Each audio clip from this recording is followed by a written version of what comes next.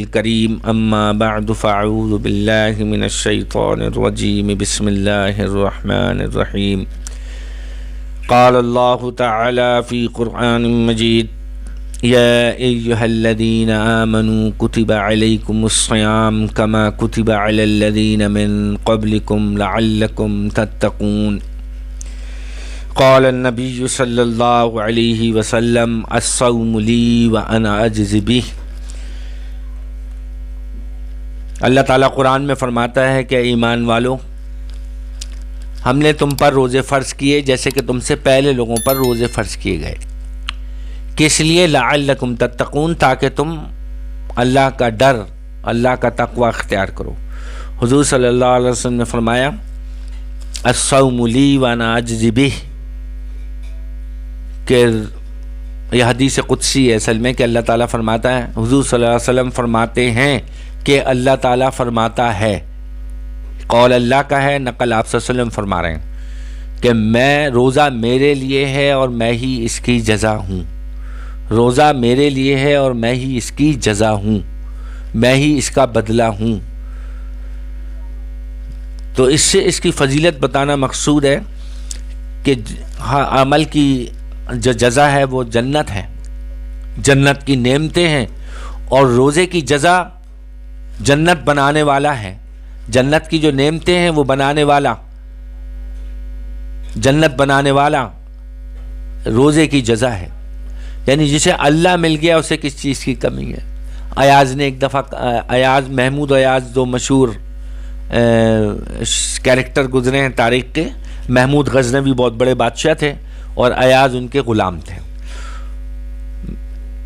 اس میں بات کو جو میں نے کہی حدیث میں کہ میں روزہ میرے لیے ہے اور میں اس کی جزا ہوں، اس کو اس طرح سمجھیں کہ ایک دفعہ محمود غزنوی نے یہ اعلان کیا اپنے دربار میں کہ جو بھی آج میرے خزانے سے جس چیز پہ ہاتھ رکھ دے گا اسی کی، جو جس چیز پہ ہاتھ رکھ دے گا وہ اسی کی ہو جائے گی۔ تو ہر آدمی نے خزانے کا منہ کھول دیا، کسی نے سونے پہ ہاتھ رکھا، کسی نے چاندی پہ ہاتھ رکھا، کسی نے زیوروں پہ ہاتھ رکھا، شزویوں پہ، درم پہ، دینار پہ۔ تو ایاز کھڑا دیکھتا رہا۔ ایاز سے پوچھا محمود غزنوی نے کہ تم کوئی چیز کیوں نہیں پسند کرتے، تم بھی کسی چیز پہ ہاتھ رکھ دو تمہاری۔ تو ایاز نے کہا کہ کیا میں جس چیز پہ ہاتھ رکھ دوں وہ میری ہو جائے گی؟ بادشاہ نے کہا بالکل۔ اس میں کہا وعدہ کرتے ہیں آپ؟ انہوں نے کہا میں تو وعدہ کیا ہوا ہے، میں تو کہہ رہا ہوں۔ آپ نے فرمایا ٹھیک ہے۔ آپ ایاز نے بادشاہ کے سر پہ ہاتھ رکھ دیا، بادشاہ کے سر پہ ہاتھ رکھ دیا اس نے۔ لوگوں نے کہا بھئی تو نے یہ کیا کیا؟ اس نے کہا کہ سب کچھ بادشاہ کا تو ہے، تم بادشاہ کی چیزوں پہ پڑے ہوئے ہو، تو جب بادشاہ میرا ہو گیا تو سب کچھ میرا، یہ محل بھی میرا، یہ حکومت بھی میری، یہ خزانے بھی میرے۔ تو اس نے بادشاہ کے سر پہ ہاتھ رکھا۔ تو یہ اللہ تعالیٰ فرما رہا ہے جو میرا ہو گیا سب کچھ اس کا ہو گیا۔ یعنی یہ ہے فضیلت روزے کی کہ اللہ تعالیٰ کا اتنا قرب نصیب ہوتا ہے کہ ہر چیز اس کی ہو جاتی۔ یہ بہت زبردست بات ہے اگر کوئی سمجھے تو۔ تو اب آپ جو ایک ہوتا ہے نا سیزن کا مال، سیزن کی چیزیں، سیزن کا فیشن، یعنی جو اس وقت چل رہا ہے، سکہ راج الوقت۔ اب جو گرمیاں آ رہی ہیں، سردیاں جا رہی ہیں، کوئی بات نہیں، سردیاں آ رہی ہیں، چلی گئیں، اب گرمیاں آ رہی ہیں۔ اب لوگ کیا کریں؟ گارمنٹس والے، فیکٹری والے اب گرمیوں کے کپڑے بنانے شروع کر دیے انہوں نے، دکانوں میں گرمیوں کے کپڑے آئیں گے۔ سیزن بدل رہا ہے نا، سیزن کے مال کی ویلیو ہوتی ہے۔ گرمیوں میں آپ نے دیکھا ہے سویٹریں بک رہی ہیں؟ نہیں نا، گرمی کی چیزیں بکیں گی۔ سردیوں میں آپ نے دیکھا ہے گولے گنڈے بک رہے ہیں بھائی، کلفیاں بک رہی ہیں؟ نہیں، آؤٹ آف سیزن چیز ہے نا۔ تو اللہ کے یہاں بھی ایسا ہی ہے، اللہ کے یہاں بھی ایسا ہی ہے کہ جو حال کا امر ہے وہی دین ہوتا ہے۔ حال کا امر جو ہے وہی دین ہوتا ہے کہ ابھی رمضان آ رہا ہے، ابھی روزے کی تیاری، روزے کے مسائل، روزے کی انتظامی اسبابی تیاری، کھانے پینے کا سامان، راشن لائیں، کیا سمجھے، کیونکہ سحری کرنی ہے، افطاری کرنی ہے تو راشن ہونا چاہیے، یہ بھی اللہ کا حکم ہے۔ پھر اس کے بعد وہ روزے شرعی اعتبار سے صحیح ہوں، صحت مند ہوں، تو ان کے مسائل اور فضائل کا علم ہونا چاہیے، ان کے فضائل اور مسائل کا علم ہونا چاہیے۔ اب موسم بدل رہا ہے نا، اب رمضان آنے والے ہیں، تراویح روزہ یکم چاند دکھتے ہی روزہ شروع، پھر آپ رات کو افطار سحری کریں گے، پھر سارا دن آپ جو ہے نمازیں پڑھیں گے، شام میں آپ افطاری کریں گے، پھر رات کو آپ نے تراویح پڑھنی ہے، ٹھیک ہے۔ اب تو رمضان کے فضائل اور مسائل، فضائل فائدے، اس کا اجر و ثواب کیا ہے، اور مسائل کہ وہ اجر و مسائل کیا ہے، مسائل سیکیورٹی ہوتی ہے، مسائل کیا ہوتے ہیں، باڈی گارڈ ہوتے ہیں، مسائل سیکیورٹی ہوتی ہے کہ اب جو آپ نے جو اتنی نیکی کما رہے ہیں رمضان میں، ہر عمل کا ثواب 70 گنا، ہر عمل کا ثواب 70 گنا، آپ نے جن جو بچے رمضان میں قرآن پڑھ لیں گے وہ ان کو 70 قرآن پڑھنے کا ثواب ملے گا، جو رمضان میں ایک نماز پڑھے گا اس کو 70 نمازیں پڑھنے کا ثواب ملے گا، جو ایک فرض ادا کرے گا اس کو 70 فرض ادا کرنے کا ثواب ملے گا، جو ایک دفعہ زبان سے کہہ دے گا سبحان اللہ اس کو 70 دفعہ سبحان اللہ کہنے کا ثواب ملے گا، ہر چیز 70 ہو جائے گی۔ اب آپ اتنی نیکیاں کمائیں گے، اس کو بچائیں گے کیسے، اس کو سیکیور کیسے کریں گے، آپ اس کو آخرت تک لے جائیں گے اعمال نامے میں رکھ کر، تو یہ سیف کیسے رہے گا، سیفٹی اس کو آپ کو جو ہے وہ مسائل سے ہوگی، کن چیزوں سے روزہ ٹوٹ جاتا ہے، کن چیزوں سے روزہ مکروہ ہو جاتا ہے، کن چیزوں سے کفارہ ہوتا ہے، کن چیزوں سے روزے کے جو ہے نا قضا رکھنی ہوتی ہے، کس صورت میں روزہ توڑنا جائز ہے، کس صورت میں روزہ توڑنا جائز نہیں ہے۔ تراویح کے کیا احکامات ہیں، تراویح کس پر ہے کس پر نہیں ہے، تراویح کی شرعی حیثیت کیا ہے، اور تراویح میں تو ایک ماشاءاللہ بہت بڑا جھگڑا چل رہا ہے 100 سال سے، یہ غیر مقلدین جو ہے ہمارے بھائیوں نے ڈالا ہوا ہے، 20 رکعت سنت ہے یا 8 رکعت سنت ہے۔ اب یہ جاننا بھی واجب ہے کہ 8 والی بات صحیح ہے یا واجب والی، انشاءاللہ اس پہ بھی میں آپ کو تفصیل سے بتاؤں گا کہ 8 اور 20 کی بحث کا میں اعتدال کیا ہے۔ ہم تو جھگڑے کی بات تو نہیں کرتے ہیں، لڑائی کی، نہ ہمارا یہ کام ہے، ہم تو اعتدال کی رائے بیان کرتے ہیں، ہم تو جبر کرتے نہیں ہیں، ہم تو اعتدال کا راستہ بتاتے ہیں۔ اچھا، تو یہ مسائل کا آپ کو جب تک علم نہیں ہوگا تو آپ کی نماز، روزے، تراویح کوئی محفوظ نہیں رہے گی۔ لیکن نیکی کرنا اور اس کو محفوظ کرنا، عبادت کرنا اور اس کے ثواب کو سنبھالنا، یہ ایسے ہی ہے جیسے پیسے کمانا پھر اس کو سیف کرنا۔ ایک تو خود سیف کرنا کہ اسراف سے بچے، فضول خرچی سے بچے، چلو اسراف سے بچ گئے، فضول خرچی سے بچ گئے، کھڑے ہو جائیں، درد ہو رہا ہے تو کھڑے ہو جائیں، کوئی بات نہیں، جس کو کھڑا ہونا کھڑے ہو جائیں، کوئی بات نہیں، تنگ نہیں ہو۔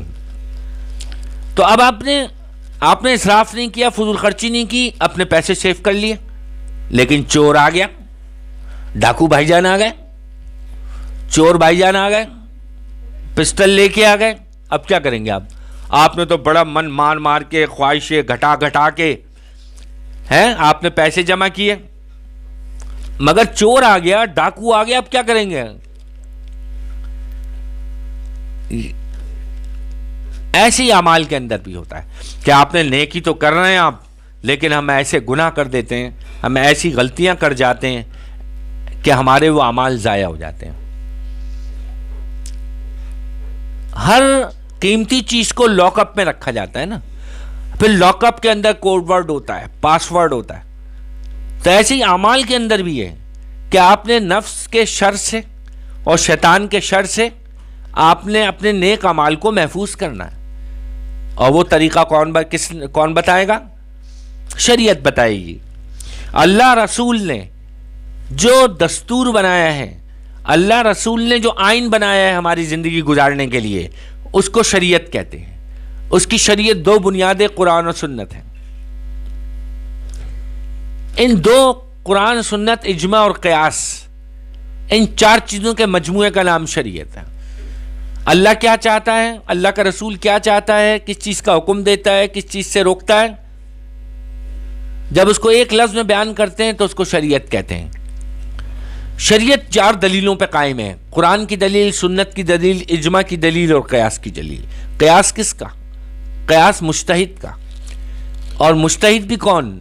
مصیب کا، مختی کا نہیں، خطا کرنے والے کا نہیں، مصیب کا، صحیح اجتہاد کرنے والے کا، اجر دونوں کو ملتا ہے۔ ٹھیک ہے، تو آپ کو علم سے ہونا ضروری ہے۔ تو انشاءاللہ میں تھوڑے تھوڑے مسائل روزانہ تراویح کے، روزے کے، اعتکاف کے تھوڑے تھوڑے فضائل بھی روز بیان کریں گے، اور اس کے ساتھ مسائل بھی بیان کریں گے۔ سب سے پہلے ہم مسائل شروع کریں گے روزے کے، روزے کے فرائض، روزے کے واجبات، روزے کے مکروہات، روزے کے مستحبات، روزے کی سنتیں۔ ٹھیک ہے، پھر اس کے بعد ہم سحری سے متعلق، چونکہ اس سے روز واسطہ پڑتا ہے، افطاری سے متعلق، چونکہ اس سے روز واسطہ پڑتا ہے، تراویح سے متعلق، اس سے بھی روز واسطہ پڑتا ہے، روزانہ پڑھنی ہوتی ہے، سب کے لیے نہیں ہے، فرض سنت موقدہ علی الکفایہ ہے۔ ٹھیک ہے، تو تاکہ ہماری عبادات محفوظ رہیں۔ اتنا ثواب ہم جو کما رہے ہیں 1 کا 70، لیکن وہ ضائع ہو جائے گا، ضائع ہو رہا ہے اگر ہمیں مسائل پتہ نہیں ہوں گے۔ جس آدمی کو مسائل کا پتہ نہیں ہے، بس آپ سمجھ جائیں 100% اس کا عمل ضائع۔ جس آدمی کی تربیت نہیں ہوئی، جس آدمی کو علم نہیں ہے، جس آدمی کو شعور نہیں ہے، جس آدمی میں فہم نہیں ہے، وہ آدمی جتنے بھی پیسے اس کے پاس ہیں، مال ہے، دولت ہے، بس وہ پکا ایک دن ضائع کر دے گا، اڑا کے، کھا کے، پی کے ختم کر دے گا۔ والدین کیا ہے، اپنی دولت جب دیتے ہیں، اب حوالے کس کے کرنا ہے، انڈرٹیکر کس کو بنانا ہے، اپنا قابل بچہ دیکھتے ہیں، اپنا قابل بچہ دیکھتے ہیں، کون سنبھال سکتا ہے، ضائع نہ کرے، اڑائے نہیں، بھائی بہنوں کا بھی خیال رکھے، بھائی بہنوں کو بھی اس کا بینیفٹ پہنچائے، اور میری وراثت کو محفوظ لے کے چلے، جس کا جو حصہ ہے وہ اس کا حصہ اس کو دے دے۔ کچھ جائیداد میں حصے تو ہوتے ہیں تقسیم کرنے کے، کچھ مشترکہ ہیں، مشترکہ رہتے ہیں، تو اب وہ بڑا اس قابل نہیں ہے تو سیکنڈ کو دے دیں گے، سیکنڈ بھی اس قابل نہیں ہے، تھرڈ کو دے دیں گے۔ اور میرا خود مشاہدہ ہے کہ لڑکوں کو اس قابل نہیں سمجھتے لوگ، لڑکیوں کو دے دیتے ہیں، لڑکیوں کو انڈرٹیکر بنا دیتے ہیں، صرف ان کے یعنی سرپرستی میں دیتے ہیں لڑکیوں کے، اگر اس کے اندر فہم ہے۔ تو اسی لیے ہمارے جو بھی اعمال ہیں، ان کو ہم نے نیک کام کرنا نہیں ہے، صرف ان کو محفوظ بھی کرنا ہے، ان کی حفاظت بھی کرنی ہے۔ اسی لیے علماء نے لکھا ہے کتابوں میں کہ بہت زیادہ نیکیاں کرنے سے بہتر ہے، بہت زیادہ نیکیاں کرنے سے بہتر ہے کہ نیکیاں کم کرو مگر گناہ سے بچو۔ گناہ سے نیک اعمال ضائع ہو جاتے ہیں، بہتان لگانے سے، شرک سے، بدعت سے، بہتان لگانے سے، غیبت کرنے سے، حسد کرنے سے، مسجد میں دنیا کی باتیں کرنے سے۔ آپ صلی اللہ علیہ وسلم مسجد میں جو آدمی بیٹھ کے دنیا کی بات کرتا ہے، آپ صلی اللہ علیہ وسلم نے اشارے سے بتایا کہ اس کی نیکیاں اس کے اعمال نامے میں ایسے ختم ہو جاتی ہیں جیسے استرے سے بال صاف ہو جاتے ہیں۔ آپ نے ایسے ہاتھ پھیر کے سمجھایا، دکھا کے کہ ایسے جیسے استرے سے بال صاف ہو جاتے ہیں مسجد میں دنیا کی باتیں کرنے سے۔ مسجد عبادت کا محل ہے نا۔ تو بس آج کے لیے اتنا ہی، انشاءاللہ ہم کل سے یہ سلسلہ شروع کریں گے۔ اللہ تعالیٰ میں عمل کی توفیق عطا فرمائے۔ وآخر دعوانا الحمد للہ رب العالمین۔